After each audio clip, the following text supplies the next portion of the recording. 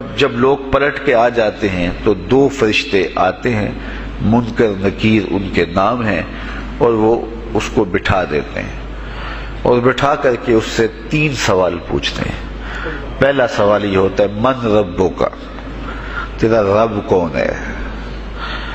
اب کوئی مانے یا نہ مانے، رب تو سب کا اللہ ہی ہے۔ اگر کوئی انکار بھی کرے تو اس کے باوجود اس کا رب کون ہے؟ اس کا رب اللہ ہے۔ تو دنیا کے اوپر کوئی اقرار کرے یا انکار کرے، لیکن نفس الامر میں، حقیقت میں اس کا رب اللہ ہی ہے۔ یہ تو حقیقت ہے، یہ تو طے شدہ ہے۔ لیکن جو عقیدہ دنیا پہ رہا ہوگا وہی عقیدہ اس کے لہجے میں آئے گا۔ اگر اس نے عملاً، رویتاً، قولاً، فعلاً اپنے اللہ کو اپنا رب مانا، رب کہتے ہیں کسی چیز کی تربیت اس کی استعداد ذاتیہ کے مطابق کرنے والا رب کہلاتا ہے۔ تو اللہ تعالیٰ جل شانہ ہم سب کا خالق بھی ہے، مالک بھی ہے، رازق بھی ہے، اور ہماری ضروریات کا وہ کفیل بھی ہے۔ وہ ہمارا رب ہے، اور صرف ہمارا رب ہی نہیں ہے، رب العالمین ہے، پورے جہانوں کا رب ہے، پوری کائنات کا رب ہے۔ خالق بھی سب کا وہی ہے اور رب بھی سب کا وہی ہے۔ جو اسے مانتا ہے اسے بھی رزق دیتا ہے، جو نہیں مانتا تو اس کے لیے بھی رزق کے دروازے بند نہیں کرتا۔ حضرت ابراہیم علیہ السلام کی عادت یہ تھی کہ جب تک کوئی مہمان نہیں آ جاتا تھا اتنی دیر تک کھانا نہیں کھاتے تھے۔ بھوک لگتی تو کوئی مہمان ڈھونڈتے تاکہ اس کے ساتھ بیٹھ کے کھانا کھاؤں۔ کھانا جتنا بھی مرغن اور جتنا بھی جو ہے وہ پرتکلف کیوں نہ ہو، اگر مہمان کے ساتھ کھایا جائے گا تو اس کا قیامت کے دن کوئی حساب نہیں ہوگا۔ تو مہمان کے ساتھ وہ کھانا کھایا کرتے تھے۔ مہمان اللہ کی رحمت ہوتا ہے۔ اچھا، وہ ایک دن مہمان ڈھونڈنے نکلے تو ایک بوڑھا شخص ملا تو اسے اپنے ساتھ گھر میں لے آئے، بٹھایا دسترخوان پہ۔ جب کھانے کا وقت آیا تو کہا کہ اللہ کے نام سے شروع کرو۔ اس نے کہا میں تو اللہ کا نام نہیں لوں گا، میں تو بتوں کا پجاری ہوں، بتوں کو پوجنے والا ہوں۔ حضرت ابراہیم علیہ السلام نے کہا کہ تیرے ساتھ میرا تعلق کوئی کاروباری، کوئی ذاتی، کوئی اور تو ہے نہیں، میں رب کے لیے ہی تو تجھے کھلا رہا ہوں، اور اگر تو رب کا نام ہی نہیں لے گا تو پھر میرا تیرا رشتہ کیا باقی بچتا ہے؟ اس نے کہا میں چند لقموں کے لیے اپنے بتوں سے بے وفائی نہیں کر سکتا۔ وہ غالب نے کہا تھا نا کہ وفاداری بشرط استواری اصل ایمان ہے، مرے بت خانے میں تو کعبے میں گاڑو برہمن کو۔ اس نے اپنے انداز میں ایک بات کی تھی کہ وفاداری بڑی چیز ہوتی ہے، تو اس نے بتوں سے وفاداری کا بھرم رکھا۔ اس نے کہا کہ میں چند لقموں کے لیے جو ہے وہ تیرے رب کا نام لوں اور اپنے معبودان کا نام چھوڑ دوں، یہ نہیں ہو سکتا۔ آج تو لوگ چائے کی پیالی پہ دین بیچ رہے ہیں، کیا آج ممبر و محراب فروخت نہیں ہو رہے؟ لیکن اس بوڑھے شخص نے کہا کہ میں چند لقموں کے لیے، چند ٹکڑوں کے لیے میں اپنے بتوں سے بے وفائی نہیں کر سکتا۔ حضرت ابراہیم نے کہا تو اگر بتوں کے ساتھ اتنی محبت رکھتا ہے تو پھر میں بھی رب کے نام کے علاوہ تجھے دینے پہ آمادہ نہیں ہوں۔ وہ دسترخوان سے اٹھ کے چلا گیا۔ وہ چلا گیا تو جبریل امین حاضر خدمت ہوئے، رب کا سلام دیا، اے ابراہیم۔ رب سلام دیتا ہے اور فرماتا ہے تو نے آج میرا ایک بندہ ناراض کر دیا۔ یا اللہ، وہ تیرا بندہ تھا، اس کو تو تیرا نام لینا بھی گوارا نہیں تھا۔ کہا ابراہیم اس کی عمر کتنی ہوگی؟ یا اللہ 80 سال کے قریب ہوگی۔ کہا اتنا عرصہ ہو گیا میں اس کو رزق دے رہا ہوں، تو ایک دن نہیں کھلا سکا۔ اب ابراہیم علیہ السلام اس کو ڈھونڈنے نکلے ہیں۔ وہ کسی پہاڑ پہ چڑھ رہا تھا، دور سے آواز دیو میاں آ جاؤ، کھانا ٹھنڈا ہو رہا ہے۔ اس نے کہا تم تو بڑے سخت تھے، لہجے میں، رویے میں تبدیلی کیسے آ گئی؟ کہا کہ اسی رب کا پیغام آیا ہے کہ مجھے اتنا عرصہ ہوا اسے کھلاتے ہوئے، وہ مجھے نہیں بھی مانتا تھا، پھر بھی میں اس کی ضروریات کو پورا کرتا رہا ہوں، اور تم ایک دن نہیں دے سکے، تو آؤ کھانا ٹھنڈا ہو رہا ہے۔ کہا تیرے رب کا نام نہیں لوں گا۔ کہا نہ لینا. کہا اتنی تبدیلی؟ کہا اسی رب کا سندیس آیا ہے، اسی رب کا پیغام آیا ہے. کہا پھر کھانا بعد میں کھاؤں گا، پہلے اپنے رب کا مجھے غلام بنا لے. تو کوئی مانے اس کو بھی دیتا ہے، کوئی نہ مانے اس کو بھی دیتا ہے، بلکہ دنیا کے اوپر کافروں کو زیادہ دیتا ہے. ایک روایت میں آتا ہے کہ اگر اہل ایمان کی دلجوئی کا لحاظ نہ ہو تو کافروں کے گھروں کی سیڑھیاں سونے اور چاندی کی ہوں، لیکن یہ کہیں گے ہمیں تو مار ہی دیا ہے. اور اقبال نے کہا تھا نا کہ کافر کو دیے حور و قصور اور مومن کے لیے فقط وعدہ حور. تو اس لیے ان کی دلجوئی ہے، ورنہ کافروں کو اتنا دور، چونکہ ان کا حصہ آخرت میں نہیں ہے، ان کا حصہ صرف دنیا ہے. دنیا پہ عیش کریں، دنیا پہ عیش و عشرت کی زندگی گزارے، دنیا ہی دنیا، آخرت میں ان کا کوئی حصہ نہیں. اور مومن کا آخرت میں حصہ ہے، اور دنیا کے اوپر جو تکلیفیں آتی ہیں ان تکلیفوں کا بدلہ اس کو قیامت کے دن دیا جائے گا. بلکہ صحیح حدیث میں آتا ہے کہ جب اہل بلا کو ان پر آنے والی مصیبتوں کا صلہ دیا جائے گا تو لوگ آرزو کریں گے کاش ہمارے بدن کو لوہے کی کینچیوں سے کاٹ دیا ہوتا، اور دنیا کے اوپر ہمیں بھی تکلیفیں، اذیتیں، آلام و مصائب آئے ہوتے. تو مومن جب اللہ کی طرف سے آنے والی کسی تکلیف کو خندہ پیشانی کے ساتھ قبول کرتا ہے اور اس پہ راضی رہتا ہے اور صبر کا دامن ہاتھ سے نہیں چھوڑتا، واویلا نہیں بچاتا، جزا فضا نہیں کرتا، تو اللہ تعالیٰ نے اس کے لیے اجر رکھا ہے. بلکہ رسول کریم نے ارشاد فرمایا مومن کے پاؤں میں جو کانٹا چبھے تو اللہ اس کا بھی مومن کو قیامت کے دن اجر عطا فرمائے گا. تو مومن کی زندگی جو ہے وہ بڑی خوبصورت زندگی ہے. تو دنیا کے اوپر جو اسے مانتا ہے اللہ اسے بھی عطا کرتا ہے، جو اس کا انکار کرتا ہے اللہ اسے بھی عطا کرتا ہے، اس لیے کہ اس کی شان ہے کہ وہ رب ہے اور وہ سب کا لحاظ کرتا ہے اور سب کی ضروریات کو پورا کرتا ہے. پھر ہر شخص کی ضروریات الگ الگ ہیں، میری ضرورت الگ ہے، آپ کی کوئی اور ضرورت ہوگی، اور سب کی ضرورت کا اس نے لحاظ رکھا ہوا ہے. پھر بہائم کی، چوپایوں کی، حشرات الارض کی، پرندوں کی مختلف ضروریات ہیں. اڑنے والوں پرندوں کی ضروریات الگ ہے، پانی کے جانوروں کی ضروریات الگ ہیں، اس طرح حشرات الارض کی ضروریات الگ ہیں اور درندوں کی ضروریات الگ ہیں. یہاں تو ہم ایک آدھ کلو گوشت ہو تو گھر کے سارے افراد اس سے گزارا کر لیتے ہیں، لیکن شیر کو اور چیتے کو جو ہے وہ منوں کے حساب سے روزانہ چاہیے، رب ان کو روزانہ فراہم کرتا ہے. یہ پنساری کے پاس جائیں، اگر آپ کو ڈاکٹر یا حکیم لکھ دے کہ یہ آپ کو خالص سچے موتی چاہیے، اس کی کوئی چیز آپ کو بنا کے دیں گے تو آپ ہزاروں لاکھوں روپے خرچ کرتے ہیں، پھر بھی بعض کا اعتماد نہیں ہوتا کہ یہ بالکل 1 نمبر ہے یا 2 نمبر. تو رتی ماشی اور تولوں کے اندر آپ ان کو خریدتے ہیں اور وہ بھی آپ کو گمان ہوتا ہے کہ پتہ نہیں خالص ہیں یا ناخالص. لیکن دنیا کے اوپر لاکھوں کروڑوں پرندے پائے جاتے ہیں، جانور پائے جاتے ہیں، ہنس، اور وہ کھاتا ہی سچے موتی ہے. صبح کو بھی، شام کو بھی، دوپہر کو بھی اللہ سب کو پیٹ بھر کے کھانے کے لیے عطا فرماتا ہے. تو جس کی جو ضرورت ہے وہ رب ہے، اس ضرورت کو پورا کرتا ہے. تو ہم اگر اللہ تعالیٰ کو رب مان لیں حقیقی معنوں کے اندر تو ہماری زندگی کی پریشانیاں، ہماری زندگی کے دکھ مٹ جاتے ہیں. مصیبتیں اس وقت آتی ہیں اور اس وقت پریشانی لگی رہتی ہے، دھڑکا لگا رہتا ہے کہ جب انسان جو ہے وہ سمجھتا ہے کہ میں ہی جو ہے وہ کچھ کرنے والا ہوں. وَمَا مِن دَابَّةٍ فِي الْأَرْضِ إِلَّا عَلَى اللَّهِ رِزْقُهَا، زمین پر چلنے والی، رینگنے والی کوئی چیز نہیں جس کا رزق اللہ کے ذمہ کرم پہ نہ ہو. تو جب انسان اس عقیدے کو اپنی روح میں، اپنے باطن میں اتار لیتا ہے تو پھر اس کی زندگی سوکھی ہو جاتی ہے کہ وہ میرا خالق بھی ہے اور وہ میرا رب بھی ہے. اور یہ یقین انسان کی زندگی کے اندر اعتماد، روشنیاں اور توکل بھر دیتا ہے. بلکہ ایک حدیث میں آیا کہ جس طرح توکل کرنے کا حق ہے اگر وہ تم ادا کرو تو اللہ تمہیں ایسے رزق عطا فرمائے جس طرح پرندوں کو عطا فرماتا ہے. وہ جب صبح نکلتے ہیں تو ان کے پیٹ خالی ہوتے ہیں اور انہیں پتہ نہیں ہوتا کہ کہاں سے رزق مل رہا ہے. اور جب وہ شام کو آتے ہیں تو ان کا پیٹ بھرا ہوا ہوتا ہے. بند توکل پنچھی اڑ دے خرچ نہ پلے زیرا ہو. سلطان باہو فرماتے ہیں کہ انہیں کوئی نہیں پتا ہوتا کہ فلاں جگہ پہ جانا ہے، لیکن کبھی ایسا نہیں ہوا کہ وہ بھوک سے مر گئے ہوں اور انہیں کچھ ملا نہ ہو، تو وہ خالی پیٹ کبھی نہیں آتے. وہ اللہ تعالیٰ ان کو رزق نصیب فرماتا ہے، وہ سب کا رب ہے.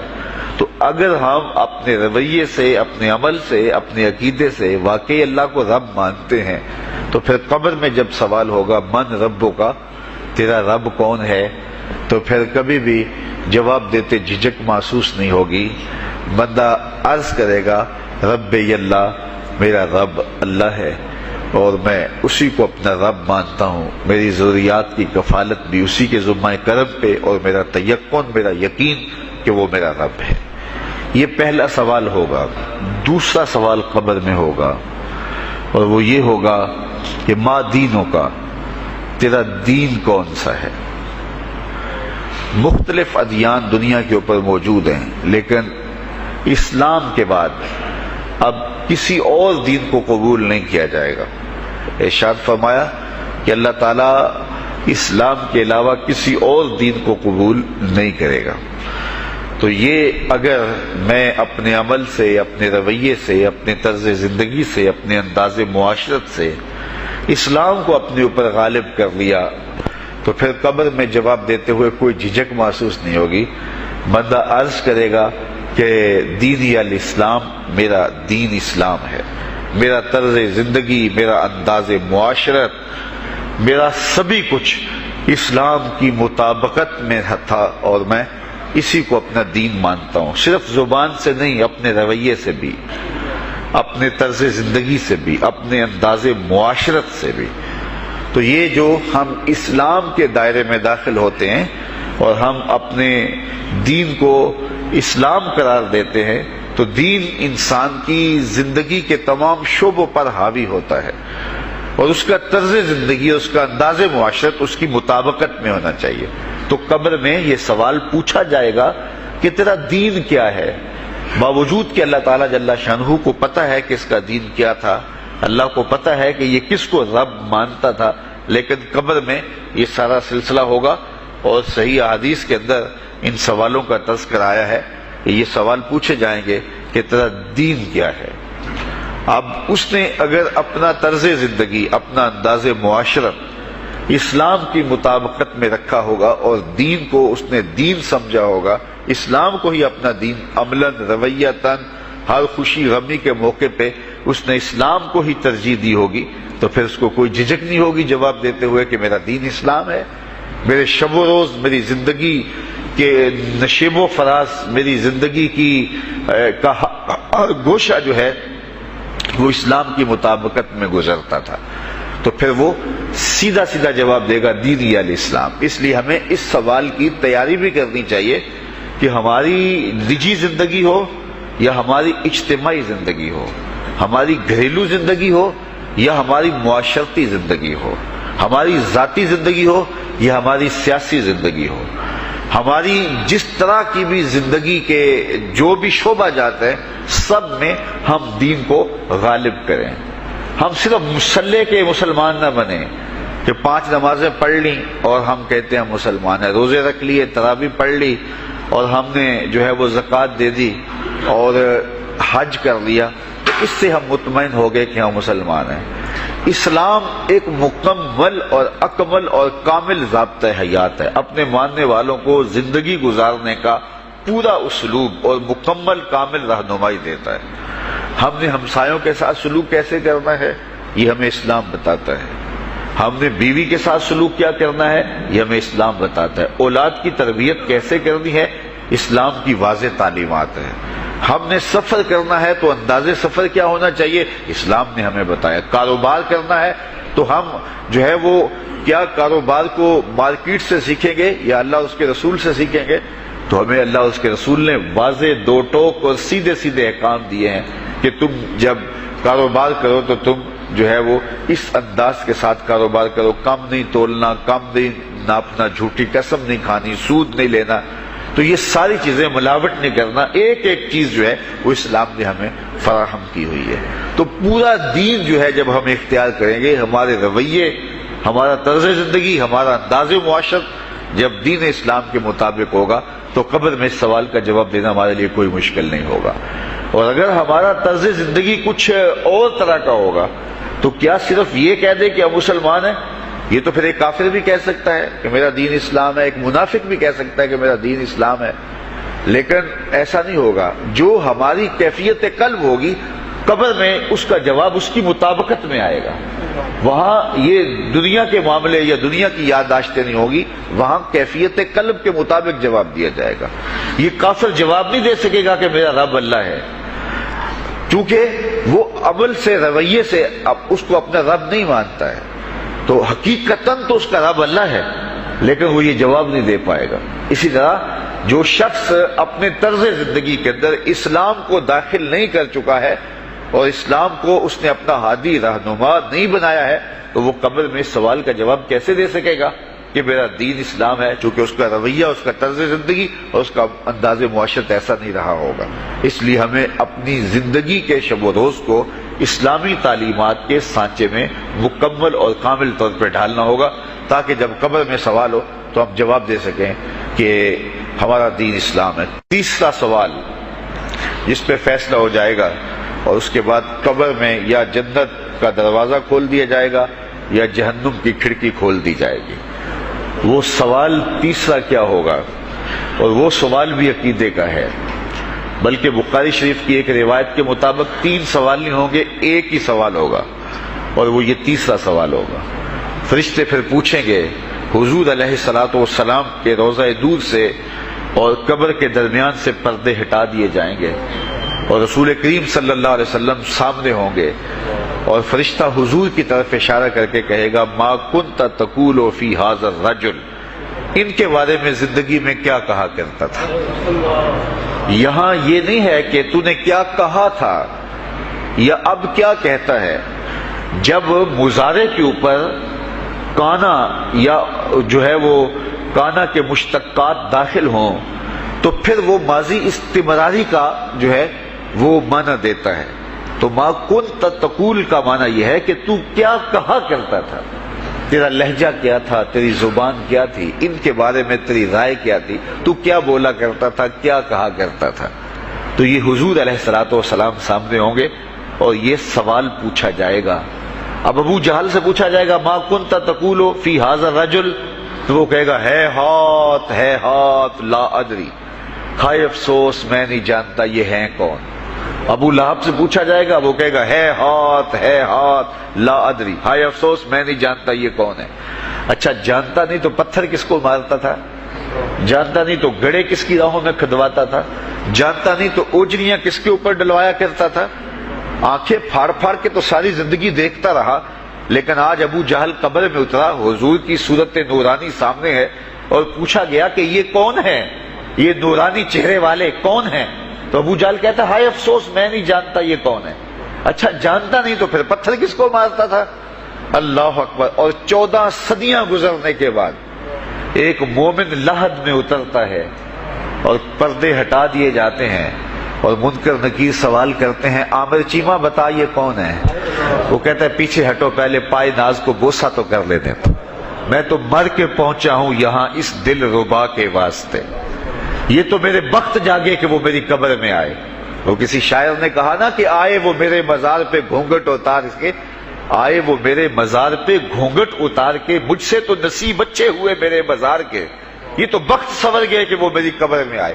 شیخ عبدالحق محدث دہلوی علیہ رحمہ لکھتے ہیں کہ جب سے یہ سنا ہے کہ قبر میں حضور آئیں گے، پتہ نہیں موت کہاں مر گئی ہے، جی چاہتا ہے زندہ ہی قبر میں چلے جائیں۔ تو وہ کہے گا، پہلے مجھے پائے ناز کو بوسہ تو کر لینے دو، میں تو زندگی کے بھر میں انتظار ان کا کرتا رہا، اور ان کے بارے میں پوچھ رہے ہو یہ کون ہے؟ ساری زندگی پیر مہر علی شاہ نقشہ بتاتے رہے، مکھ چند بدر شاہ شانی ہے، متھے چمک دی لاٹ نورانی ہے، کالی زلف تے اکھ مستانی ہے، مخمور رکھی ہند مد بھریاں۔ تو وہ فوراً جواب دیتا ہے، یہ تو وہی میرے آقا و مولا ہیں جن کے لیے ساری زندگی تڑپتا رہا اور ان کی زیارت کی آرزوئیں اور تمنائیں کرتا رہا۔ اچھا، ابو جہل ساری زندگی دیکھتا رہا، تو وہ تو جواب نہیں دے پائے گا، وہ کہتا ہائے افسوس میں نہیں پہچانتا یہ کون ہے، ہاتھ لا ادری، مجھے نہیں پتا۔ اور 14 صدیاں گزرنے کے بعد ایک مومن لحد میں اترتا ہے تو وہ فوراً کہتا ہے یہ تو وہی ہیں جن کے لیے زندگی گزار آیا ہوں۔ تو جس نے دیکھا تھا وہ پہچان نہیں سکتا، اور صدیوں بعد جو دنیا کے اوپر آیا وہ فوراً پہچان بھی رہا ہے اور پائے ناز کو بوسے بھی کر رہا ہے، تو پھر اس کا کیا جواب ہوگا؟ تو اس کا جواب علامہ اقبال علیہ رحمہ نے دیا۔ وہ کہتے ہیں قبر میں یہ جو آنکھیں ہیں ان میں تو مٹی پڑی ہوگی، یہ تو بند ہوگی، دل کی آنکھیں کھلی ہوں گی۔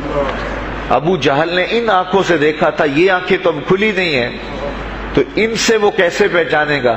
اور دل کی آنکھوں نے حضور کو دیکھا ہی نہیں تھا۔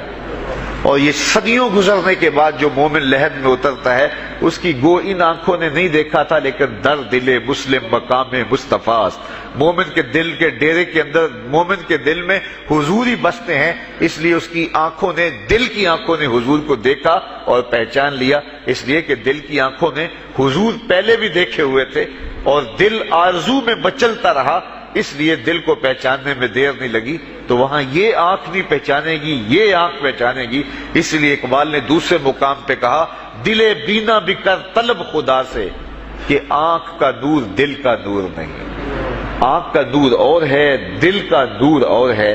تو اگر کوئی شخص دنیا کے اوپر دل کے نور سے بے بہرا رہا، قیامت کے دن یہ آنکھیں اسے فائدہ نہیں دے گی، بلکہ اللہ تعالیٰ نے خود قرآن مجید میں ایک مقام پہ فرمایا من کان فی ہذہ اعمی فہو فی الآخرۃ اعمی واضل سبیلا، جو اس دنیا میں اندھا رہا کل قیامت کے دن بھی نابینا اٹھایا جائے گا۔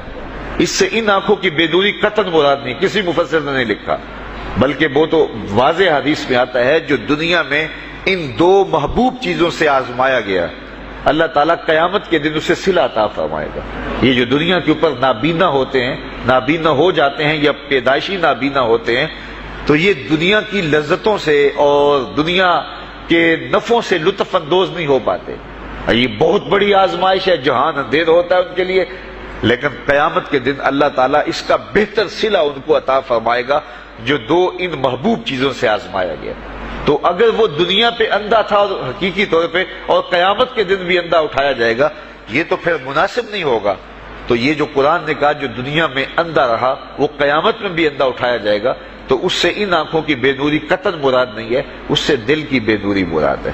تو دل اگر بینا ہوا، دل اگر روشن ہوا، تو پھر قبر کے اندر بھی دل دے دیوے دی روشنائی جاوے وچ زمینہ، تو پھر وہ معرفت رسول کا سبب ہوگا دل کا اجالا، اور پھر حشر کے اندر بھی جو ہے وہ دل کی آنکھیں روشن ہوں گی۔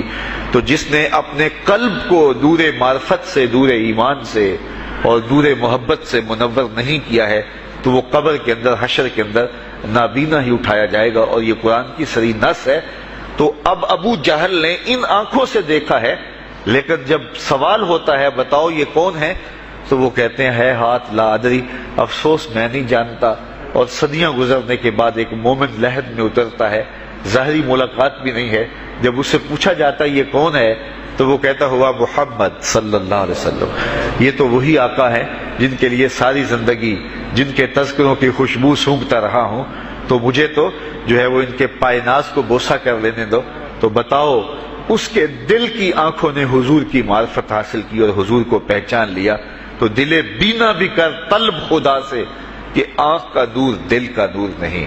تو حضور علیہ الصلوۃ والسلام کے حوالے سے جب سوال ہوگا، اگر اس سوال کا جواب نہیں آیا تو پھر جہنم کی کھڑکی کھول دی جائے گی، اور اگر اس سوال کا جواب آیا تو پھر جنت کے دروازے کشادہ کر دیے جائیں گے، اور جنت کی ٹھنڈی ہوائیں اس کی قبر میں آ جائیں گی، بلکہ حدیث میں آتا اسے کہا جائے گا کہ نم کنومت العروس، ایسے سو جا جس طرح دلہن سوتی ہے۔